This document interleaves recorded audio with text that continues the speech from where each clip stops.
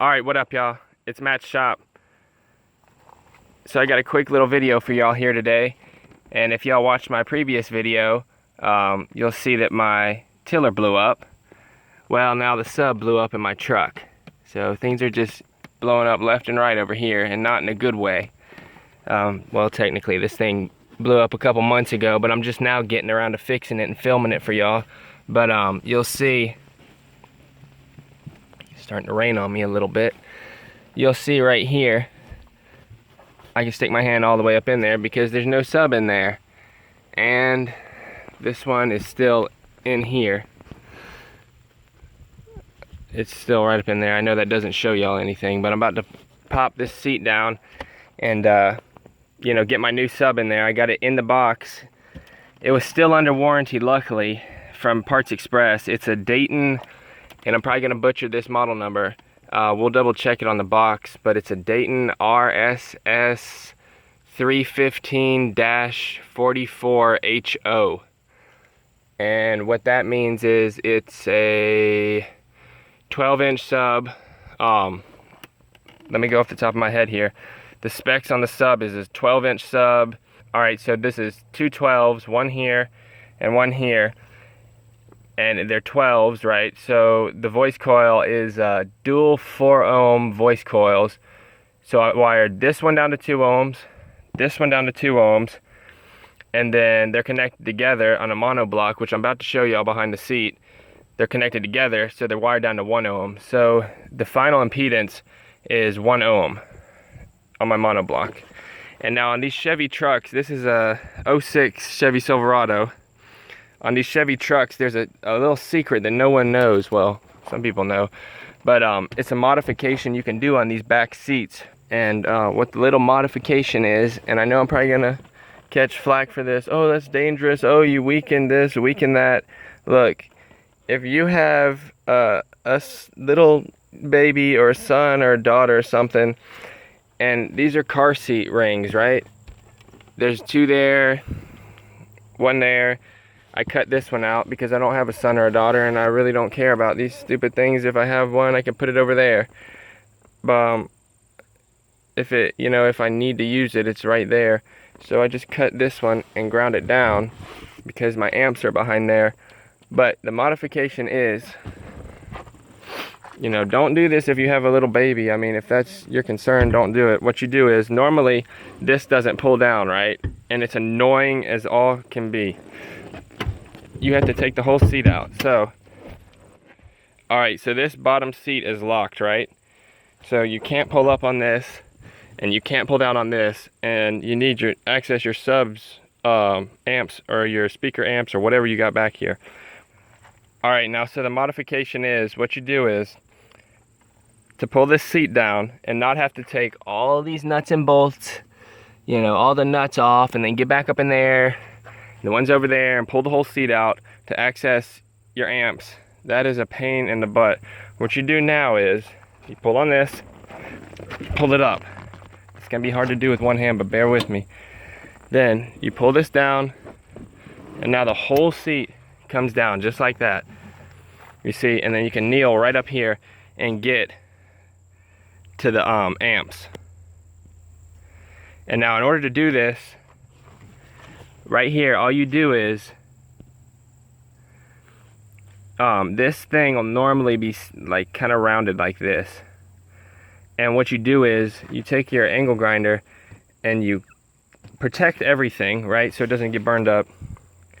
And you cut it off. And I don't remember exactly where, but if you look at this, it's done perfectly. So you can copy it. And right at the base of this little bulge right here, you cut it down just like that, and then you polish up the corners, and that engages on there, okay? And it's the same on the other side. Now here's what I was talking about. See this? This is a cable. It's like an extra reinforcement cable. So if the seat slams forward, you know, it holds people down. And as far as I know, you know, it's not really going to do much You know, it's for the little kids. It's for, you know, extra safety for little kids. So you disconnect that bolt back up in there, because it's normally bolted down here, and you can't fold the seat all the way down with those stupid things on there. And you can see right here, it's cut off because it was hitting my amp, and it's cut off right here, and I ground it down smooth, and then I put tape on it, and you can see what it was like before. But these ones are fine because there's nothing there. And you can see now I can access everything, get in here, boom, tune it, unplug, test stuff, set gains, you know, swap stuff around, do whatever. You can see right here, you know, I can get back up in here, access my amps, everything's good. So I just want to show y'all that before we look at this sub. And this video is getting kind of long, so this is a Hyphonics Brutus 1700. I think it's a 1700.1. It says down there. I don't have it off the top of my head right now. And then this is what my mids and highs are. Sundown Audio SAX 150.4. This is an awesome amp, but I'm pretty sure it's discontinued now.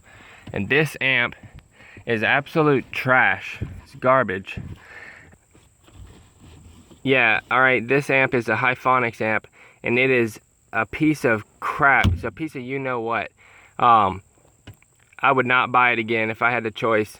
I had to take this thing apart a couple years ago, and all the MOSFETs right here were blown, and it was just, I had to replace a driver circuit, I had to replace a couple transistors, had to replace a couple caps in there that were bulged and looked like they were about to blow with higher quality non-Chinese ones. I had to get some Japanese ones. If anybody on here knows anything about capacitors, you know the Chinese ones are, or at least they used to be, they're absolute garbage. So you know, they were blowing up left and right and all kinds of stuff, computer power supplies, TVs. They say most of that's been sorted nowadays. Anyways, I'm getting off topic. Don't buy Hyphonics. It's cheap crap. Please don't. Sundown all the way, basically. You know, if you're like a high school kid and that's all you can afford, you know, it's either that or nothing, go for it. But, you know, that Sundown amp was probably 500 something bucks, and then the other one was 220. But anyways, to put the seat back on, all you got to do now,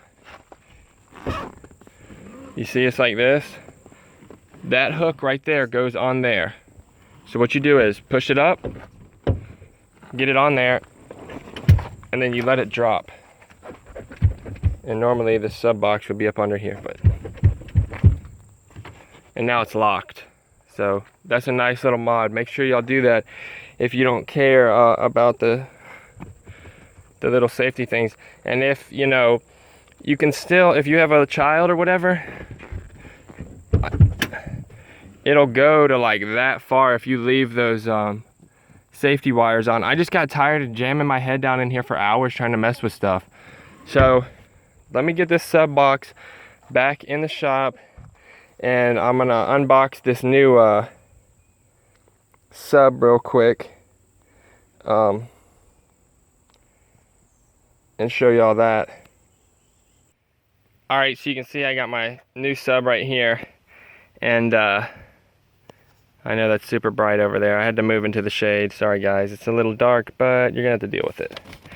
So we got our new sub right here. There's one of my old ones, and then the other one is obviously not there. What the deal was is this had like a 5-year warranty from Parts Express. They're not paying me to say any of this or anything like that. I wish they were, but yeah, it had like a 5-year warranty, and it's their house brand sub. So luckily I'm within a couple months of the warranty expiring, and the thing blew up.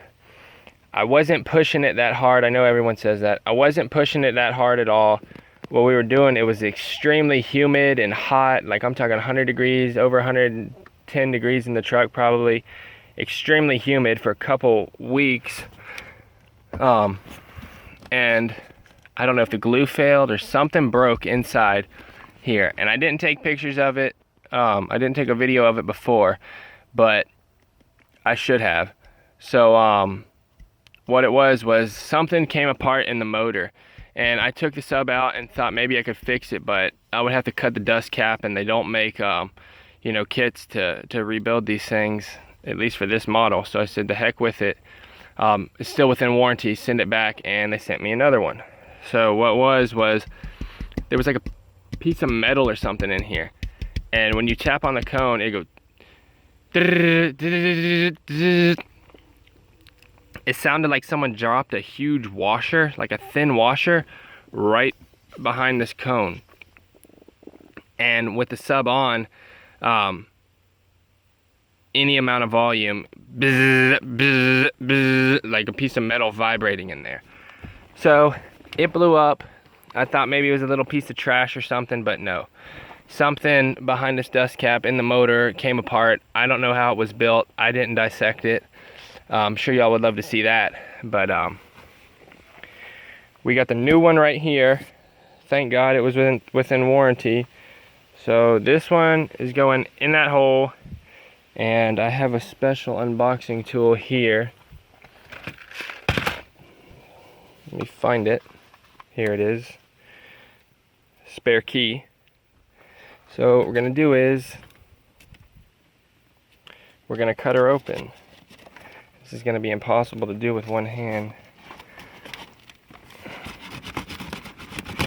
Yeah, I got this thing a couple of, like a month ago, and I just haven't had time to film it and put it on here. But I'm filming it right now, aren't I? Was that the bottom?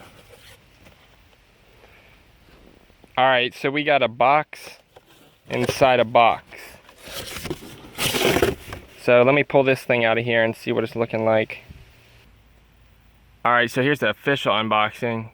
We got Dayton Audio Reference Series 12-inch high output RSS 315 HO-44. I was right, I got that off the top of my head.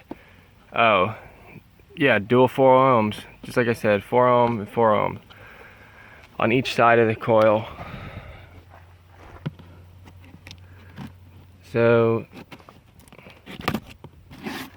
cut here, cut here. It is about to storm out here. I don't know if y'all can see how dark that got, but I do not want to cut this. There's a piece of cardboard, a piece of foam, and there she is. So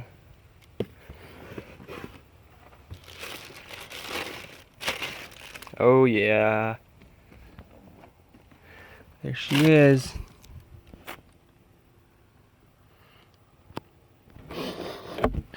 Smells like new sneakers. Ugh. There she is, right there.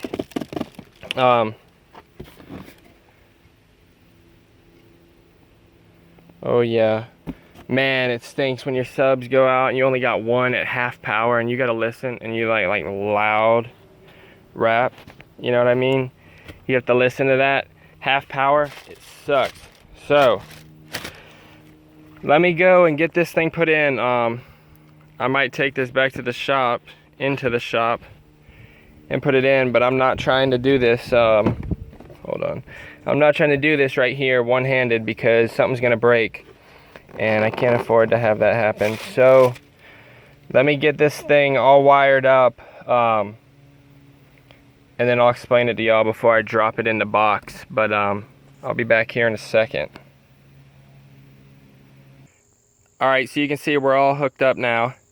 I got my red, it's got too much sun on it, but that's red to red, and it's a little dark over here, but hopefully y'all can see that well. Red to red, and then black. We come back over here, and we got the black going to here, and then of course it comes down through the hole and goes to this binding post right here. This had regular speaker binding posts on here, terminals, whatever you want to call them, and they were garbage. So I went with ring terminals here to here, and then I got these nice screw down ones, and you can get those really snug. But if your sub box has regular speaker ones, you know, where you pull the thing back and stick the speaker in there, swap those out for these. They're way better. I got a whole pack of them on Amazon. I'll put links in the description down below where y'all can find them, because they're real good. You know, they're not the best quality ever, but they get the job done better than those stupid, you know, little bookshelf speaker ones that some sub boxes have on them that make no contact at all. And you know, of course, when I did this, I had to go with 8 gauge, so it was super hard to get these wires in the binding post because they're doubled up right there.